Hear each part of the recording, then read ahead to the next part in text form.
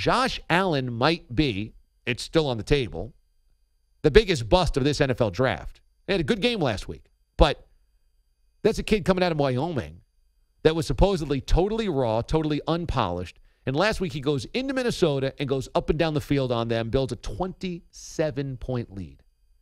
And then last night, did they force a punt of the Rams? I'm not sure. Jared Goff threw for 465. He only had 7 incompletions.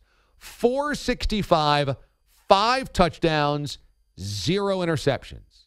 The Rams piled up another 100 yards on the ground. So against this vaunted Vikings defense, the Rams put up 565 yards, 5 touchdowns, 38 points. Look, I said that this had to be a Kirk Cousins game, that this was why you spend money on Cousins. This was the night that Cousins had to rise to that next level, and he did. He threw for over 400 yards last night, didn't throw a pick, threw 3 touchdowns, and the only reason the Vikings were in it was because Kirk Cousins also moved the football with a lot of success.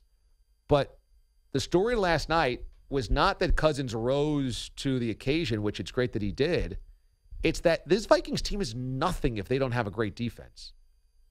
I mean, you can't take them seriously if they're going to give up these types of yards against all of these quarterbacks. And I would say losing Griffin is the key, but this has been happening since before they lost Griffin. Paper Tigers, man. Paper champs. I mean, they've got talent at all of the positions at every level, and they look bad. They don't look average. They don't look mediocre. They look bad. And that's got to be the most startling thing. Forget being 1-2-1. Forget going on the road to Philadelphia next week. When are you going to stop somebody?